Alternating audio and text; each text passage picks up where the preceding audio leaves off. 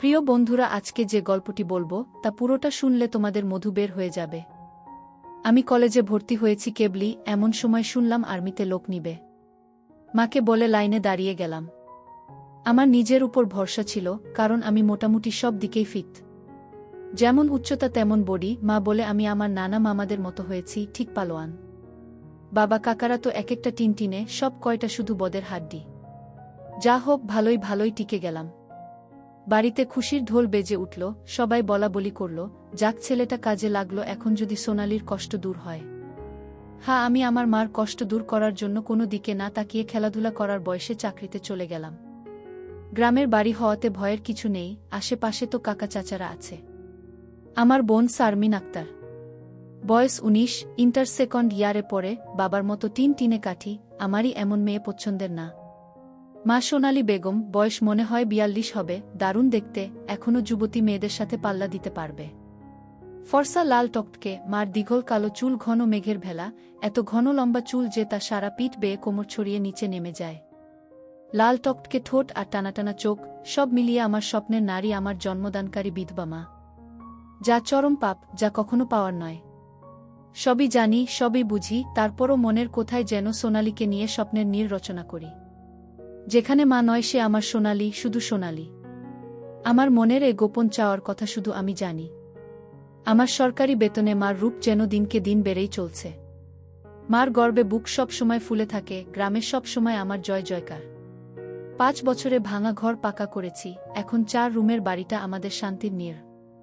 এবার ছুটিতে এসেই মা বায়না শুরু করলো আমার বিয়ে দিবে। যদিও এটা অনেক আগে থেকেই চলছে, আমি শুধু বারবার এড়িয়ে যাচ্ছি। আজ এ নিয়ে মার সাথে মুখ কালাকালি হয়ে গেল। মার এক কথা, শারমিন বড় হয়েছে, বিয়ে দিতে হবে। এরই মাঝে কয়েকটা সম্বন্ধ এসেছিল, তার বিয়ে হয়ে গেলে সে একা একা কিভাবে থাকবে, হ্যান ত্যান কত কথা। আমি এসেছি শুনে ছোট মামা এলো, সারাদিন থেকে বিকেলে যাওয়ার সময় আমাদের সবাইকে নিয়ে যেতে চাইল। আমরা না যাওয়াতে জোর করে শারমিনকে নিয়ে গেল, বলল 2 দিন পর মা বেটা গিয়ে বেরিয়ে আসবে আর শারমিনকে নিয়ে আসবে। আমাকে আর মাকে নিয়ে যাওয়ার জন্য আর কি এমনটা করল। সন্ধ্যা থেকে আকাশটা মেঘলা হয়ে আছে দেখে বাইরে গেলাম না। না হলে 2 দিন থেকে এসে সন্ধ্যার পর বন্ধুদের সাথে আড্ডা মারতে বেরিয়ে পড়ি। আজ গেলাম না দেখে মাও খুব খুশি। গরম গরম পকোড়া ভেজে দিল। বিছানায় বসে মা বেটা মিলে আরাম করে খাচ্ছি। মিশু, হু মা, কাউকে পছন্দ করিস? আমি মার মুখের দিকে তাকিয়ে মুচকি মুচকি হাসছি। বল না পছন্দ করিস, করলে এতদিন তুমি জানতে না।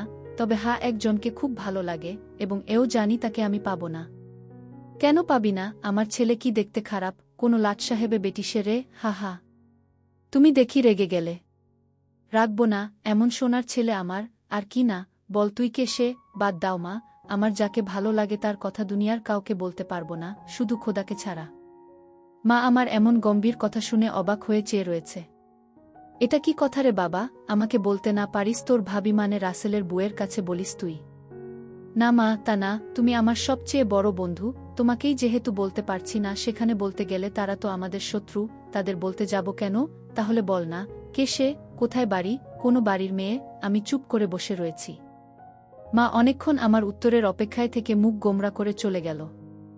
ঘন ঘন বিদ্যুৎ চমকাচ্ছে, আকাশটা কালো হয়ে আছে, রাতের তারাগুলো না জানি কোথায় ডুব দিয়েছে। আমি জানালার গ্লাস খুলে দিয়ে ঠান্ডা হাওয়া গায়ে মাখছি, হাত বাড়িয়ে ব্যাগটা নিয়ে খুললাম, সিগারেটের প্যাকেটটা বের করে একটা ধরিয়ে টানছি। প্যাকেট রাখতে গিয়ে মোবাইলের বক্সটার কথা মনে পড়ল। শারমিনের জন্য যা যা এনেছিলাম সব দিয়েছি, শুধু মার গুলো দেওয়া হয়নি, চেয়েছিলাম দিতে, এমন সময় ছোট মামা এলো, তাই আর দেওয়া হয়নি। নতুন অ্যান্ড্রয়েড সেট, মা খুব খুশি হবে। আরেক বক্সে একটা স্বর্ণের চেইন, মার যেটা ছিল সেটা আমার এসএসসির ফর্ম ফিলআপের সময় বিক্রি করে দিয়েছিল। তখন থেকে মার গলা খালি। আরও কয়েকটা জিনিস আছে মার জন্য। আয় খেয়ে নে, ঝড় আসতে পারে, কারেন্ট চলে গেলে খেতে ঝামেলা হবে। আমি তাড়াতাড়ি সিগারেটটা জানালা দিয়ে বাইরে ফেলে দিয়ে বললাম, হা দাও। কি লজ্জা! মা সিগারেট খেতে দেখে নিল, জানে আমি খাই, তবে এভাবে দেখেনি কখনো। ঘরে বসে সিগারেট খাওয়াটা ভুল হয়ে গেছে, সারা ঘরে সিগারেটের ধোঁয়া। মা বেটা খেয়ে দিয়ে উঠলাম।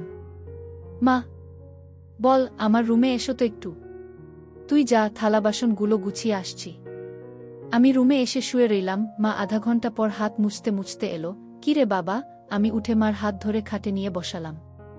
ব্যাগ থেকে এক এক করে শাড়ি, ব্লাউজের কাপড়, ছায়ার কাপড়, একটা বাদুর বোরকা, দুটো ওড়না, একটা শীতের জামা, চাদর এবং আরও একটা প্যাকেট দিলাম। প্যাকেটটা দিলাম ভয়ে ভয়ে, কারণ ওতে 2 সেট ছোট জামা কাপড় আছে, জানি না দেখার পর কি বলবে। এত কিছু কি জন্য এনেছিস? তোর কি বুদ্ধিশুদ্ধি হবে না কখনো? প্রতিবারই এত কিছু আনা লাগবে? আহ থামো তো তুমি, যা লাগে তা আনবো না। এটাতে কি রে? না, ওটা এখন খুলবে না, তোমার ঘরে গিয়ে খুলবে, আর প্লিজ রাগ করবে না। কি আছে এতে, তা তুমি খুলে দেখে নিও। আর হ্যাঁ, আরও কিছু আছে, এই বলে মোবাইলটা দিলাম। একটা থাকতে আরেকটা এত দামি মোবাইল, তোমার চেয়ে কেন কিছু দামি নয় আমার কাছে, এই বলে গালে একটা হামি দিলাম। মাও আমার কপালে হামি দিল। চোখ বন্ধ করো তো। কেন রে? আহ বন্ধ করো না একটু। মা হেসে দিয়ে চোখ বন্ধ করল। আমি চেইনটা মার গলায় পরিয়ে দিলাম। এখন চোখ খুলো মা। মা চোখ খুলে স্বর্ণের চেইনটা দেখে হুহু করে কেঁদে দিল।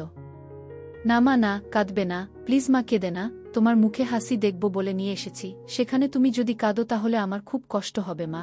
না রে বাবা, কাঁদছি না, তুই বুঝবি না এটা কিসের কান্না। খুশি হয়েছ মা? হ্যাঁ রে বাবা, অনেক খুশি হয়েছি। এই বলে মা দাঁড়িয়ে উঠে আমাকে ধরল। আমি তো কেঁপে উঠলাম, মা কখনো এভাবে আমাকে ধরেছে বলে মনে পড়ে না। ইস কি নরম, কি সুন্দর ঘ্রাণ, ও দুটো আমার বুকে পিষ্ট হচ্ছে। মা অনেকটা খাটো হওয়াতে তার মাথাটা আমার থুতনির নিচে, চুল থেকে সুবাস এসে নাকে লাগছে। নাক মুখ ডুবিয়ে দিলাম চুলে। ধীরে ধীরে আমার ওটা শক্ত হচ্ছে। মন চাচ্ছে হাত দুটো আরেকটু নিচে নিয়ে রাখি, তবে সাহস পাচ্ছি না। মা আমার যা রাগী মানুষ, ছোটবেলায় কত বেতপিটা করেছে তার হিসাব নেই। মার মুখটা দুহাত দিয়ে ধরে কপালে একটা হামি দিলাম। আর কখনো কাঁদবে না মা, আমি যেন তোমার চোখে পানি না দেখি। আচ্ছা বাবা, আর কাঁদব না। তো যাও, লাল তাঁতের শাড়িটা পরে দেখাও তো, দেখি কেমন লাগে আমার মাকে। যা পাগল, আমি বিধবা মেয়ে লোক, এমন লাল টকটকে শাড়ি পরলে মানুষে কি বলবে? কে কি বলল তাতে তোমার কি যায় আসে? আর এখানে মানুষ আসবে কোথা থেকে? মানুষের সামনে না পড়তে চাইলে পরো না, এখন আমাকে তো পরে দেখাও। আমার খুব মন চাইছে সাজুগুজু করে কেমন লাগে দেখতে। তাই আমার বাবা এনেছে, আর আমি পরব না তা কি হয়? তবে মানুষের সামনে কখনো পড়তে বলিস না রে। ঠিক আছে মা, আমি শুধু আমার সুন্দরী মাকে দুচোখ ভরে দেখতে পেলেই হলো। যা দুষ্টু, মাকে কেউ সুন্দরী বলে? হা হা, তাই? তাহলে কি বলবো গো? হিহি, তুই জানিস কি বলবি। বেয়াদবি নিও না, প্যাকেটে যা আছে তাও পড়ো। কি আছে রে এতে? যাও খুলে দেখো। মা চলে গেল, আমি পিছন থেকে দেখে মুগ্ধ হয়ে গেলাম। এ মহিলার কি কখনো যৌবনে ভাটা পড়বে না? প্রায় 15 মিনিট পরে মা এলো। অসম্ভব, এ কাকে দেখছি আমি? এতদিন এক পেরে শাড়িতে যে মাকে দেখেছি তার সাথে এ মহিলার কেন মিল নেয়? কি সুন্দর, অতুলনীয়, গর্জিয়াস, মার্ভেলাস, যতই উপমা দিই না কেন কম পড়ে যাবে। মা দরজার কাছে দাঁড়িয়ে আছে, আমি বিছানার পাশে হা করে দাঁড়িয়ে আছি। মা ভীষণ মায়াবী করে হেসে চোখের ভ্রুর উঠানামা করে জানতে চাইলে, কি কেমন? আমি ধীরে ধীরে মার সামনে গিয়ে দাঁড়ালাম। কি রে, কেমন হয়েছে? দারুণ মা, খুব সুন্দর, মনে হচ্ছে অ্যাঞ্জেল। যা দুষ্টু, মাকে এমন কমপ্লিমেন্ট দিতে হয়? আমার 10 পাস মা যে এমন কথাও বলতে পারে জানা ছিল না। সরি মা বলে হাত ধরে বিছানায় নিয়ে বসালাম। আমি নিচে বসে মার কোলে মাথা রাখলাম। তুমি সব সময় এমন ভাবে থাকতে পারো না মা? মা আমার মাথায় চুলে হাত বুলিয়ে দিয়ে, কি পাগলের মতো বলছিস? মানুষে দেখলে কি বলবে? তাহলে বলো, আমি যে কয়দিন থাকবো সে কয়দিন এমন করে সেজে থাকবে কেন রে? আমার খুব ভালো লাগে মা। হি হি পাগল, আচ্ছা থাকবনি। আমি মুখ উঠিয়ে মার মুখের দিকে তাকিয়ে, ওগুলো পড়েছ মা? যা শয়তান, কিছু তো শরম কর। মার জন্য কেউ এসব আনে? জানি না মা কেউ আনে কি না, তবে বাবা থাকলে হয়তো আমিও আনতাম না। সে নেই দেখে মনে হলো আমার মার তো ভালো মন্দর খোঁজ রাখার কেউ নেই, তাই নিজেই রাখি। রাগ হয়েছ মা? না, রাগ হয়নি, কিন্তু আর আনিস না। কেন মা, পছন্দ হয়নি নাকি সাইজে হয়নি? সব ঠিক আছে। তবে তবে কি মা? মা লজ্জায় মুখ ঘুরিয়ে নিয়ে, তুই এনেছিস ভাবলে পড়তে শরম করে রে। আজ থেকে আমাকে ছেলে নয় বন্ধু ভাববে, তাহলে আর শরম করবে না। হবে মা আমার বন্ধু? যাহ পাগল, সমবয়সী না হলে কি বন্ধু হওয়া যায়? এ যুগে ওসব পুরনো কথা মা। তাই বলে মা ছেলে? হামা ছেলে, এতেই তো ভালো, একে অপরের কাছে আসা যায়। তুই অনেক বড় হয়ে গেছিস দেখি, কি সুন্দর কথা বলছিস। তা তো অবশ্যই, কয়দিন পর তোমার ছেলে 2nd লেফটেন্যান্ট অফিসার হবে। খুব ভালো হবে রে বাবা, খুব ভালো হবে। এমন সময় বিদ্যুৎ চলে গেল। মোবাইলটা জ্বালাতো মিশু, দেখি চার্জার বাতিটা কোথায় আছে।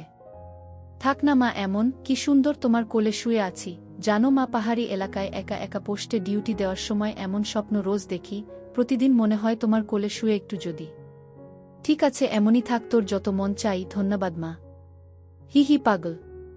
মা হু, আজ আমার পাশে ঘুমাবে একটু? কেন রে, মন চাচ্ছে তোমাকে ধরে ঘুমাতে।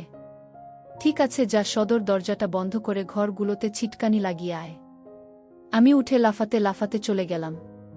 আজ আমার খুশি ধরে না, কিছু হলে হতেও পারে। এক জগ পানি নিয়ে এলাম সাথে করে। এসে দেখি মা শুয়ে পড়েছে। টেবিলে জগটা রেখে খাটের পাশে দাঁড়ালাম। মা দেয়ালের দিকে সরে গিয়ে আমাকে জায়গা করে দিল।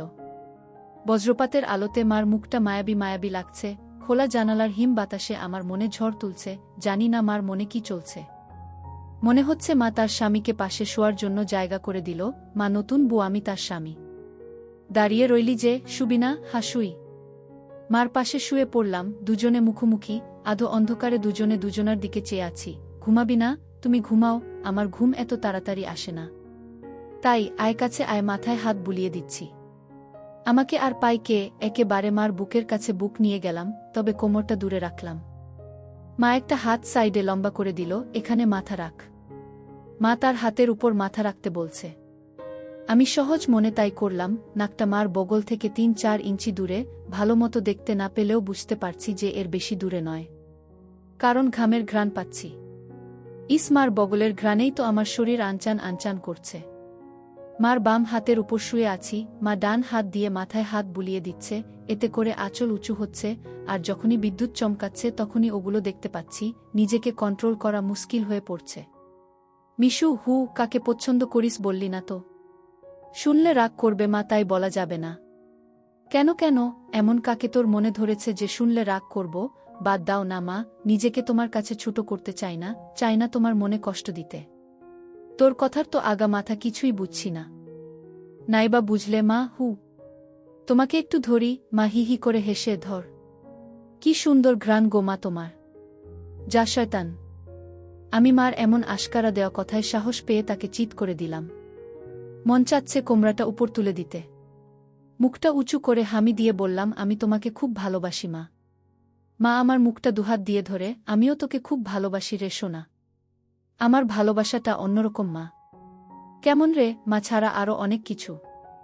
কেমন? শুনলে রাগ করবে না তো? আহ বল না, এত পেঁচাচ্ছিস কেন? তুমি আমার ড্রিম গার্ল মা, তাই তো? কি? হ্যাঁ মা, জানি এটা শুনে আমাকে খারাপ ভাবছ, এজন্যই বলতে চাইছিলাম না। আমি তোর মা মিশু, এমনটা কিভাবে ভাবতে পারলি?